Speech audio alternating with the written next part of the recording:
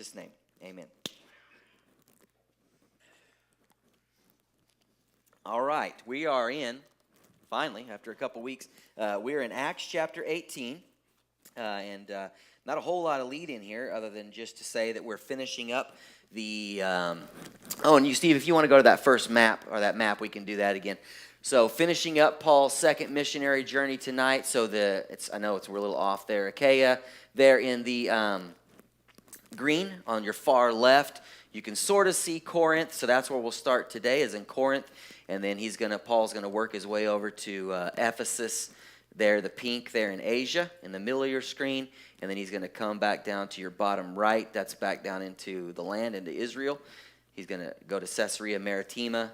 You can't see it. Drop down to Jerusalem, and then end up back at the top there at Antioch in Syria. So we're gonna finish up his second missionary journey tonight. But anyway, a lot of time in Corinth, and so that's where we'll start.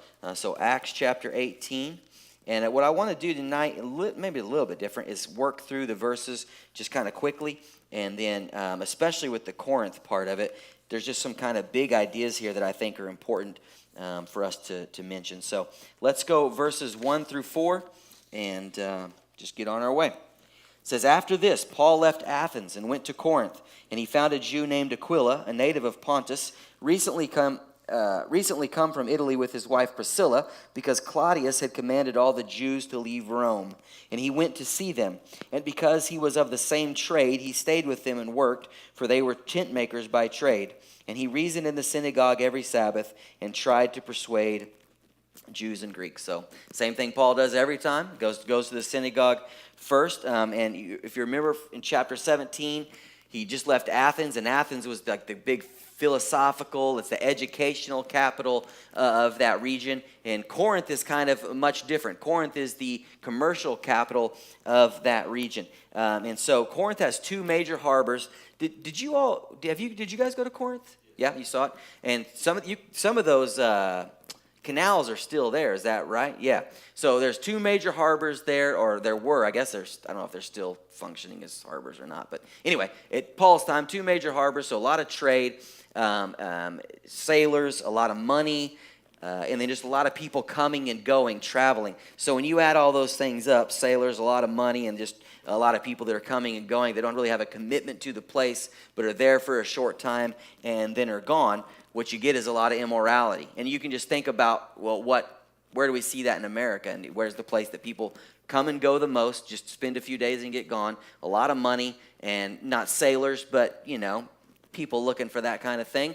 And it's Las Vegas, right? And Corinth is very much the Las Vegas of that time. And so very especially, and again, probably like Las Vegas,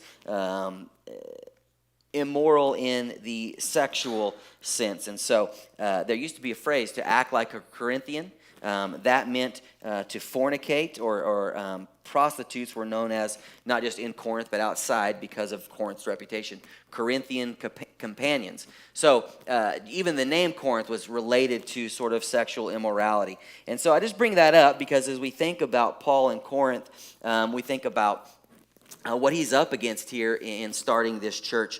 And not only sharing the gospel, I mean, obviously that would be a big, an obstacle there to try and reach people who are, immersed in that kind of thing.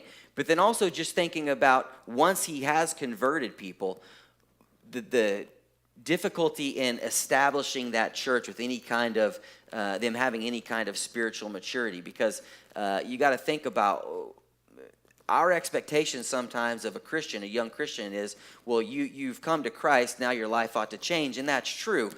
But what do we know is, if you've got someone that's, been, not that cussing is some major thing exactly, but, you got someone that just is cussing for 15 years of their life, and they come to Christ, well, the next day, they're probably not going to stop cussing, right? Well, these are bigger issues than that. And so you really kind of get a sense of, the struggle that Paul's probably going to have in the church at Corinth of not just converting people, but once the church is established, really getting them to kind of get that out of their system and to allow their lives to change so that Paul can have a body of people that are maturing in Christ. So it's going to be an issue or a struggle for Paul. And we'll see in just a minute that probably because of that, he stays longer in Corinth than he does in other places.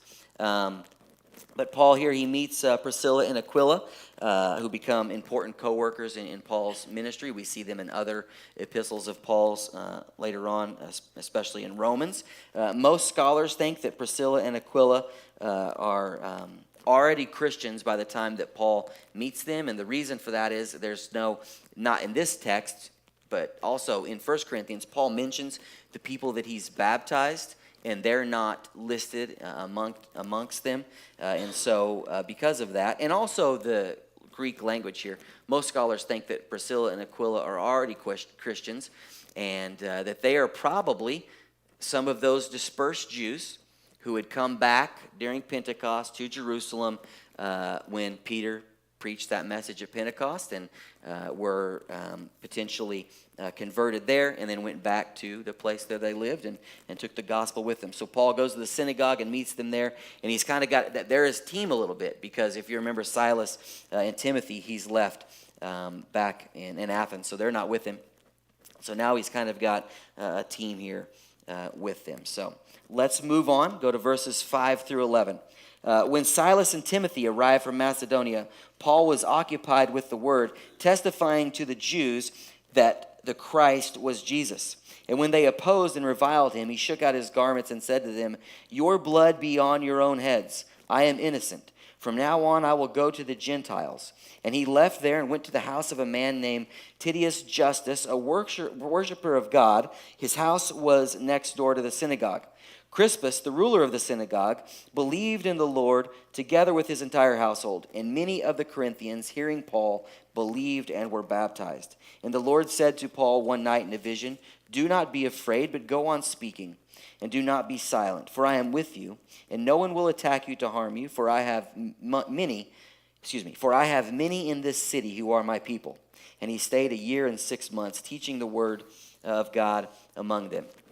So it says Paul, different translations. ESV says that Paul was occupied with the word. Other translations says Paul went to strictly teaching the word, meaning in that first set of verses we saw that Paul had gone to tent making with Priscilla and Aquila.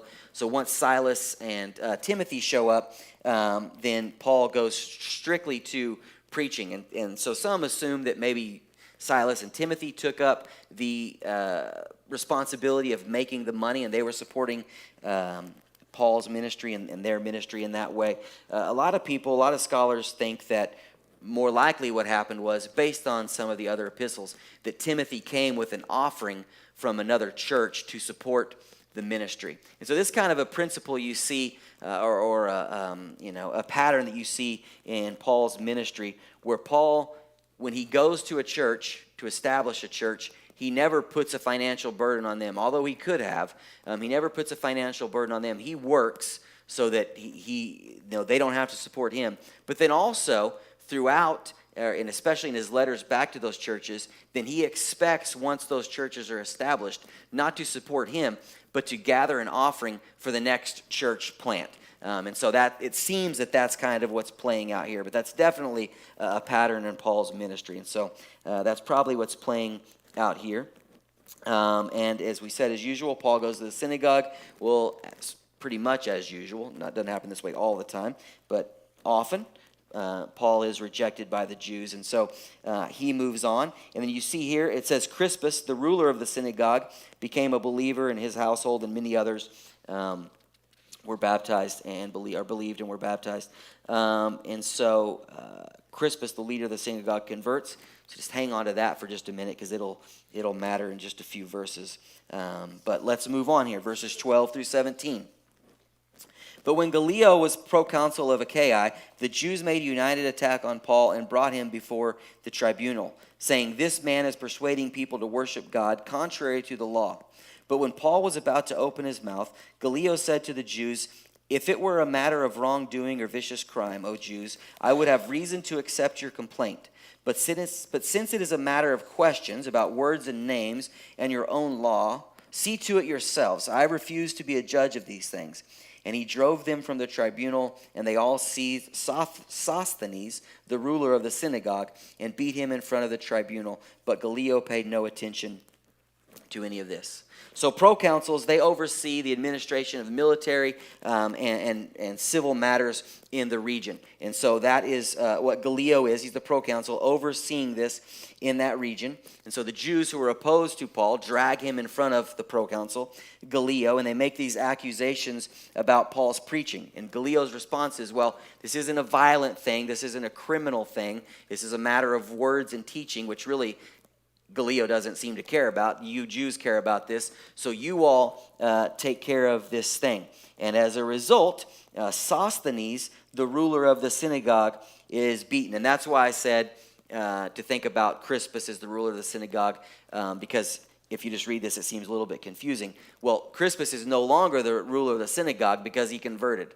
So that's how Sosthenes is now the ruler of the synagogue. But then what we're not told is...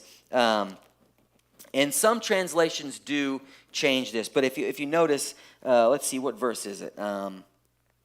Verse 17, after Gallio rejects their accusations against Paul, it says he drove them from the tribunal. It says, they all seized Sosthenes, the ruler of the synagogue, and they beat him in front of the tribunal.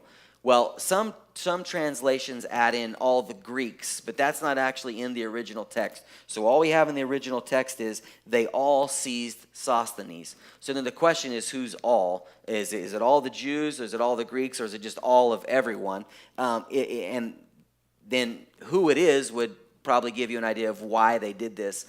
So if it's all the Greeks, if that's right, probably they're just fed up with the trouble that the Jews are causing.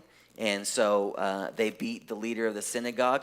If it's the Jews, they're probably upset that Sosthenes couldn't get this to stick on Paul. And as the leader of the synagogue, you can't shut this guy down. So the Jews are beating him, or perhaps it's just everyone. And for both of those reasons, all of everyone beats Sosthenes. But we don't know who it is, but for whatever the case is, Luke lets us know that Sosthenes was beaten. So here's what I want to do. I want to go back and just think about our time in Corinth, or Paul's time in Corinth, off these verses. And one of the things we haven't done, and I probably should have been doing a little bit more of it, is to go to some of the epistles as we work our way through Acts. And that's a cool thing, because Acts is, I was trying to think about an analogy, and I thought about it in two ways, and both of these aren't really particularly great. But Acts is like if you watch a highlight reel of a game, and reading the epistles is like watching the game. Or another way that might be to think about it is Acts is like watching a movie preview, and then reading the epistle is like watching the movie. So you get a sense of what's going on through the book of Acts, but you really zoom in when you read the letters, the epistles. And so I want to think about just what we know from Corinth, and also the book of Corinthians, 1st and 2nd Corinthians, and also what we know here from the book of Acts. So a couple, really four big things I think that are important. One is we see Paul's sort of ministry style. And let's go to verse 6 there. It says, when he goes to the synagogue and he's rejected by the Jews, it says, they opposed him and reviled him. He shook out his garments and said to them, your blood be on your own heads. I'm innocent. From now on, I will go to the Gentiles. So he shakes the dust off his cloak there and moves on. Now that doesn't mean that he's rejecting the Jews, because we see later on he goes back to synagogues. But here's, I think, an important thing for us as a church, but also just as individuals, because every one of us is a minister. Every one of us has a ministry.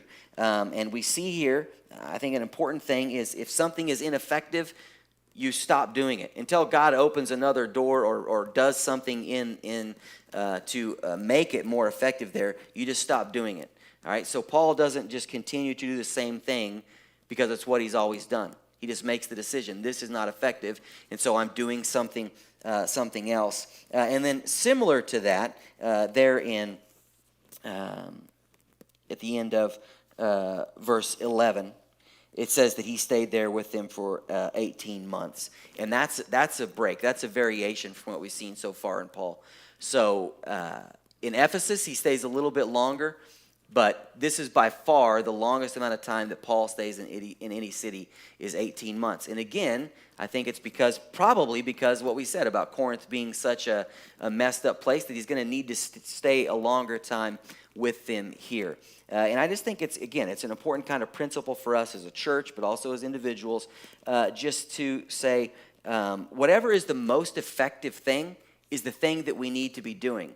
And it may mean that we need to change plans midstream. It may mean as things come up that we don't do ministry the way we thought we were going to do ministry, but we do it what fits the most effective way to do that. And that's what we see not just in Acts 18, but over and over with Paul. And I think that's important, especially for us as a church. What's the most effective thing we can do? Not what's most precious to us, not what's our preference, but what's most effective in reaching lost people. And that's what Paul does. He doesn't do what he thought was the best idea and stick with it. He does what's most effective in the moment. And I think that's a pretty important principle here for us. Now, sticking with that idea of being in Corinth for 18 months, how awesome would it be to have Paul at your church for 18 months? That would be a wonderful thing, right?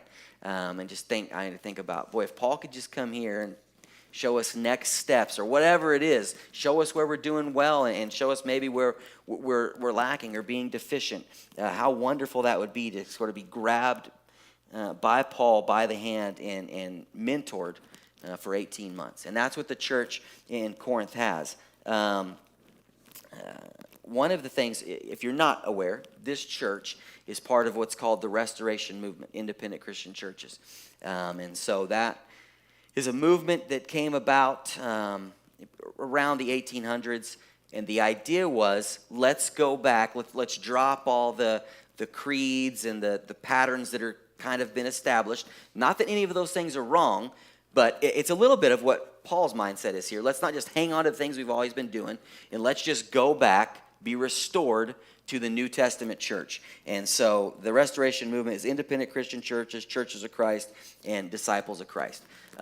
We've all come out of that. And so we've got this, we want to be restored to the New Testament church. And that's a great thought, okay? But now then the question is, which one? Because when you get into the text, what you see is the church at Ephesus and the church at Galatia and the church at Thessalonica, the church at all these places, they're not the same. They're operating differently. The best guess would be to go back to Acts chapter 2:42 and apply those principles, what the church devoted themselves to in Acts chapter 2. But if you say we want to be restored to the New Testament church, well, then the question is which one? And I think almost certainly picking out one might be hard, but picking out the one you don't want to be would be easy. And that would be the church at Corinth. If you just read in the epistles, we don't want to be the church at Corinth. So let's look here just quickly at what we know from the text of 1 Corinthians. Chapters 1 through 4. The church is dividing, especially over teachers, and specifically about who baptized who, right? This person baptized me, this person baptized me. And so we're dividing over who baptized us or who's our teacher. We've got allegiance to that person. So this church is dividing over that. It would be, it would be very much like saying, well, whatever, Steve's my favorite elder, so I'm a Steve guy. Or, Joe's my favorite elder, so I'm a Joe guy. And then anytime Steve and Joe had a difference of opinion, instead of saying, well, what's the most God-honoring thing here? I'm going with Joe or I'm going with Steve, just because they're my guy. And it's creating great division, 4 chapters worth of division here.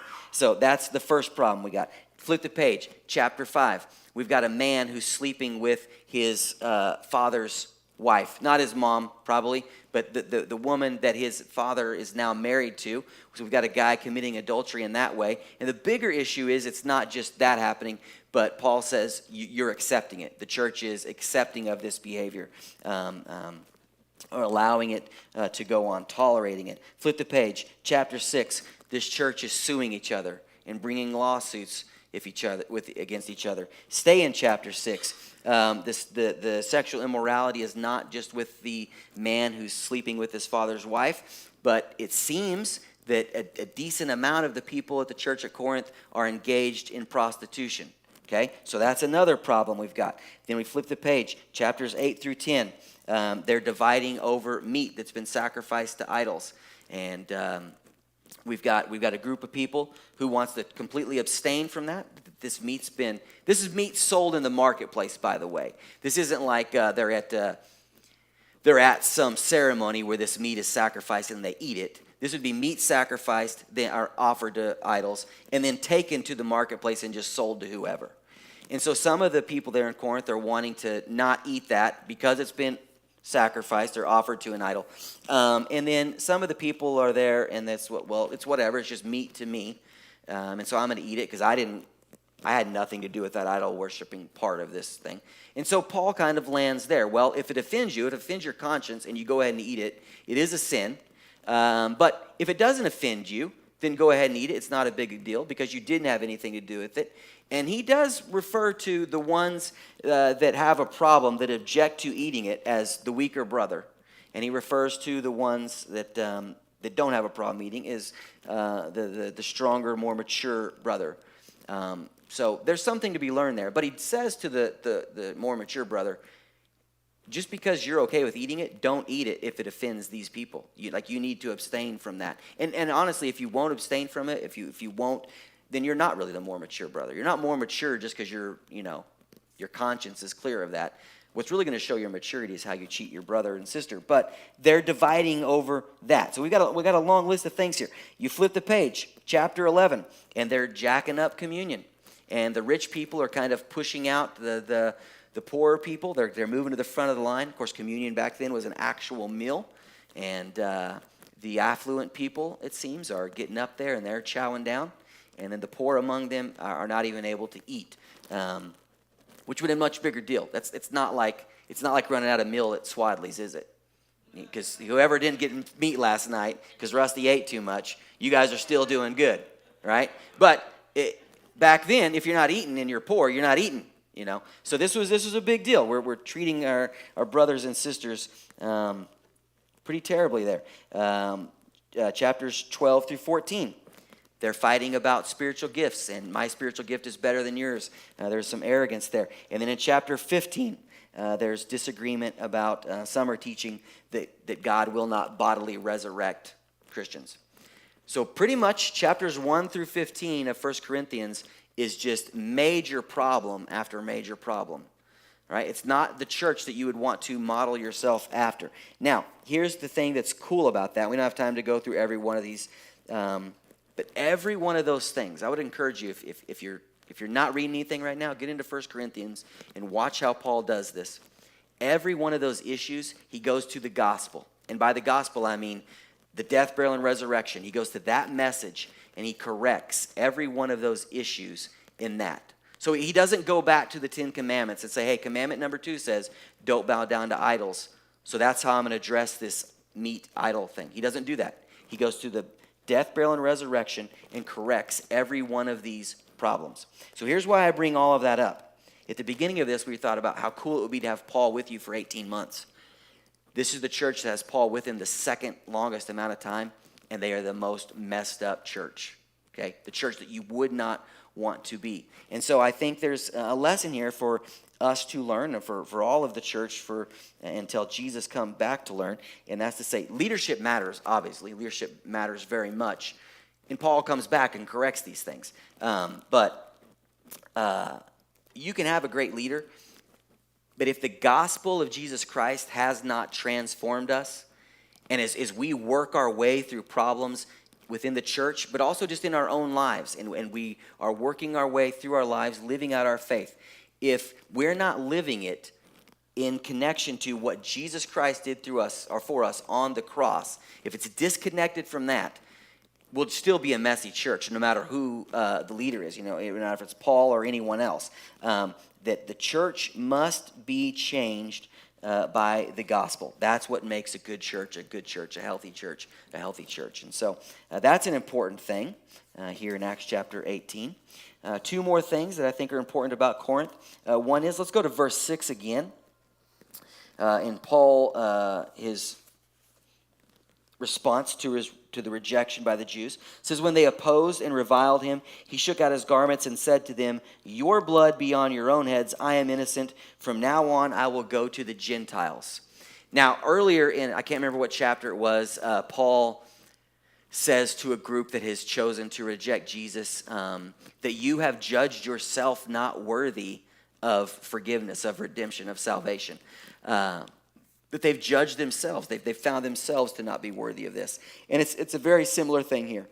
You've made this choice to reject Jesus, so I'm moving on. So here we are at verse 6.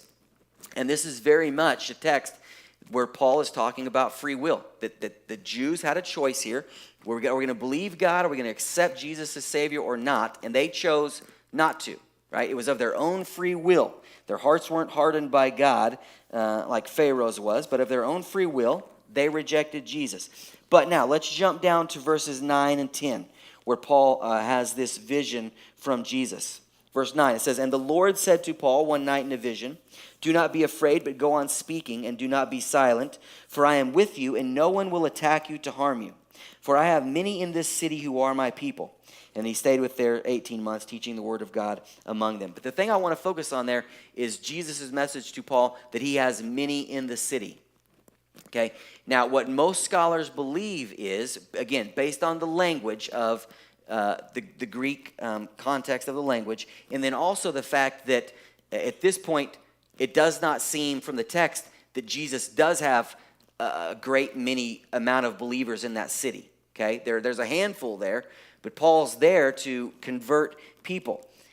Many scholars believe that here what Jesus is saying is there are many in the city who will be. They're mine, but they haven't come to Christ yet. And so, Paul, you got to keep moving. You got to keep going. You got to continue to teach. But Jesus makes this statement. He calls them his. Right now, if that's not the case, then what I'm going to say doesn't matter. But if that is the case, that Jesus is calling these people his and saying, Paul, go on, because you're going to be the conduit, so to speak, to bring them into a relationship with me. Then what you've got is 3 verses from each other is free will, and then election, being chosen, being foreknown, being predestined. And those are, by the way, I know some people have a problem with those words. All 4 of those words are repeated Bible words. Chose, foreknown or foreknew, election, predestined. Now, we can argue about what exactly that means. And here's what I personally believe about that. Is I don't think we can get to the bottom of how God's foreknowledge and election and choosing and predestination and our free will work together. I think that's something that's beyond human understanding, but I know for a fact that both those things exist in Scripture. And I just think it's kind of cool here that both of these things are, like I said, 3 or 4 verses apart, and Luke makes no attempt to try and defend one against the other. He's just the reality that God has foreknown or chosen or predestined or elected people, but he also allows people free will. And how that works together, we don't know. But thinking about the context of 1 Corinthians, where there's so much division and fighting over stuff, and here I just think here it's, Luke, don't fight over these things. Just let 2 things be true at once. And let God sort these things out. And our job is to go on and to preach the gospel so that people might come to Christ. And however God works these things out, it is up to him. And I don't mean that we should be bad Bible students either, obviously. But both those things exist in Luke. For Luke, there's no tension. They're just both realities.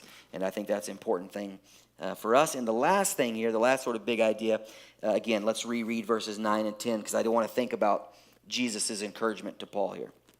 He says to Paul, the Lord said to Paul one night in a vision, do not be afraid, but go on speaking and do not be silent, for I am with you.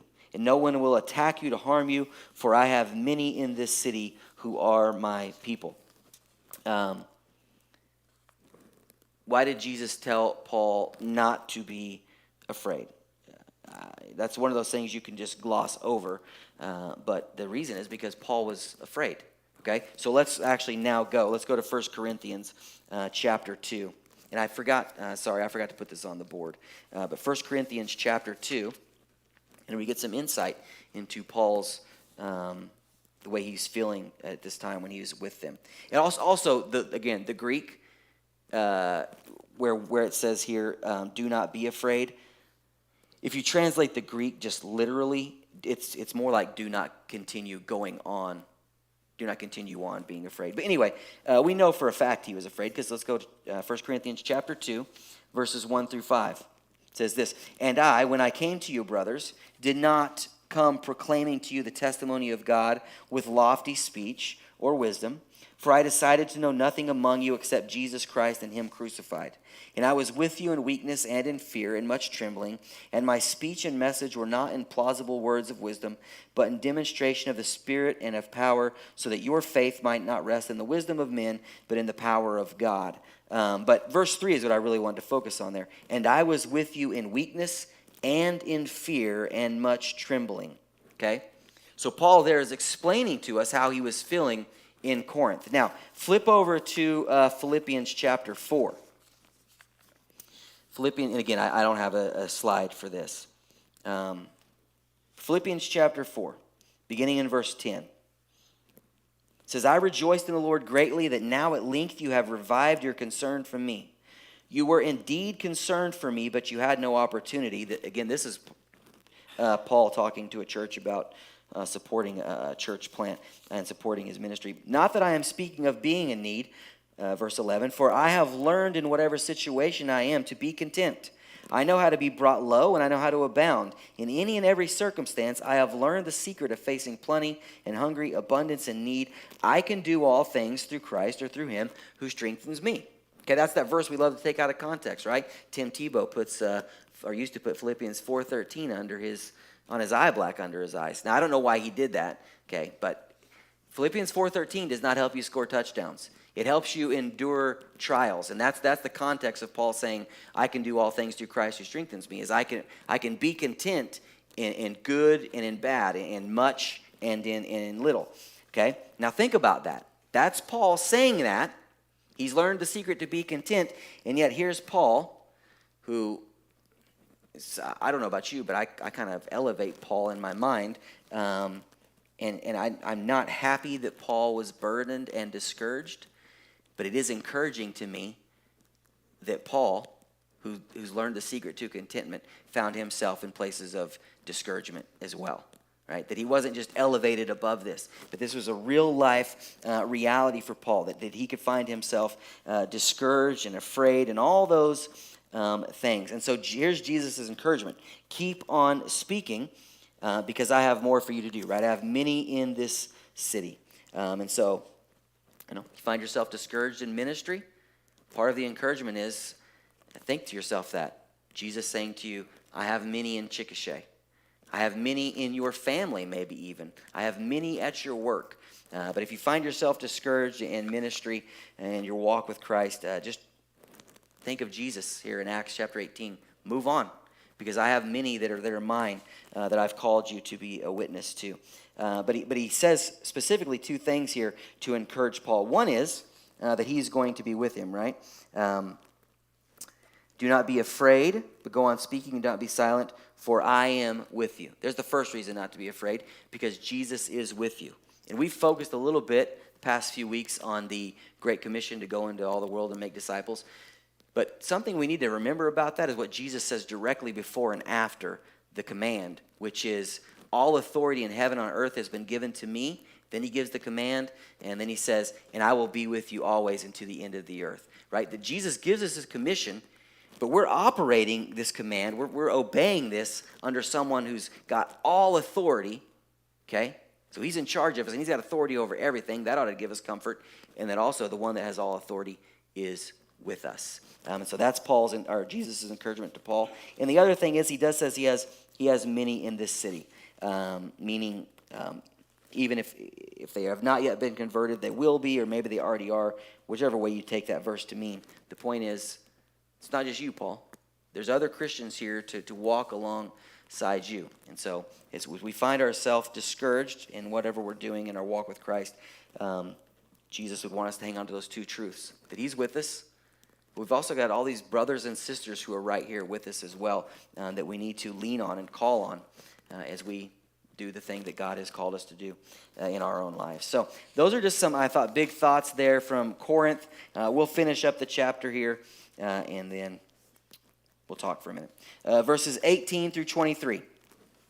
It says, after this, Paul stayed many days longer and then took leave of the brothers and set sail for Syria, and with him Priscilla and Aquila. And at Cenchrea he cut his hair, for he was under a vow. They came to Ephesus, and he left them there, but he himself went to the synagogue and reasoned with the Jews. But when they asked him to stay for a longer period, he declined. But on taking leave of them, he said, I will return to you if God wills, and he set sail from Ephesus. When he had landed at Caesarea, he went up and greeted the church, and then went down to Antioch. After spending some time there, he departed and went from one place to the next, to the region of Galatia and Phrygia, strengthening all the disciples. There's the mention of a vow there. If you're interested, that's potentially a Nazirite vow, because he does talk about cutting his hair. But the Nazirite vow also requires you to be in Jerusalem, and Paul's not. So we don't really know what vow this is. Doesn't really matter. He just took a vow. It's interesting here that he does take Priscilla and Aquila with them and to Ephesus. And again, as I said, we'll see them as co-workers in Paul's ministry later on. But one of the things I think is interesting, if you remember when Paul wanted to go to Ephesus, but he was stopped by the Holy Spirit and stopped by Jesus from going. And then he gets here and he goes to the synagogue. And it seems here in verse 19 that he's having some success. It says he went to the synagogue and reasoned with the Jews. And then in 20, they asked him to stay longer, and then he declines. So it's just one of those things where it's like, it seems like they want to hear what you have to say, Paul. But Paul declines, and so he's eager to get back home. The thought is best we can date Paul's travels, that he's trying to get home for Passover, trying to get back to Jerusalem for Passover. But anyway, just kind of an interesting thought. I thought is for two reasons. Because he wanted to be there so badly earlier and was stopped. He finally got there, and then he's having success, and he wants to get out of there. But anyway, Paul knew what he was doing. So verses 24 through 28. And now a Jew named Apollos, a native of Alexandria, came to Ephesus. He was an eloquent man, competent in the Scriptures. He had been instructed in the way of the Lord, and being fervent in spirit, he spoke and taught accurately the things concerning Jesus, though he knew only the baptism of John. He began to speak boldly in the synagogue, but when Priscilla and Aquila heard him, they took him aside and explained to him the way of God more accurately. And when he wished to cross into Achaia, the brothers encouraged him and wrote to the disciples to welcome him. When he arrived, he greatly helped those who through grace had believed, for he powerfully refuted the Jews in public, showing by the Scriptures that Christ was Jesus. So here we've got a new character, another person that's important in Paul's ministry, Apollos. And we see in 1 Corinthians chapter 3, this is the line where Paul says, in addressing that baptism issue, but he says, I planted, Apollos watered, but God made it grow. But there's this principle, we see it at play, where Paul goes first and plants, but then Apollos comes behind, and this is the way that God has designed the church to work, that we supplement one another in our ministries. And so we see it playing out in real life here. The one thing I just wanted to finish with here is the mention of the baptism. He says, he's got things accurate concerning Jesus, but it says he only knew the baptism of John. That would be John the Baptist, and that is a preaching of baptism for repentance. And so the implication here is that Apollos does not know Christian baptism. Apollos does not know the idea of what we've seen, not just in Acts chapter 2, but you see it in Romans 6, Colossians 2, Galatians 3, 1 Peter, that you are baptized into Christ, that you're baptized not only in the name as if you're just speaking it, but you're baptized into Christ. The Greek word is eis. So anyway, they had to get that corrected, and that's that. And the reason I just wanted to point that out is because we're going to see a baptism issue immediately almost next week. So Priscilla and Aquila take him aside to correct that, so he's understanding that that's important. So anyway, I'll pray, we'll be done, and then if you guys have any thoughts, we can talk. God, again, thank you so much for this evening, and I pray that we are encouraged primarily, God, by what you said to Paul, that as you have called us to be your witnesses, that we would remember that you are with us, and that you have created the church, that we are not alone, that you have many in this city, many people in Chickasha or wherever it is we live, God, that you want us to reach with your word, but also many people who are already called by your name, that we might lean on and walk with hand in hand as we try to honor you our best. So thank you for your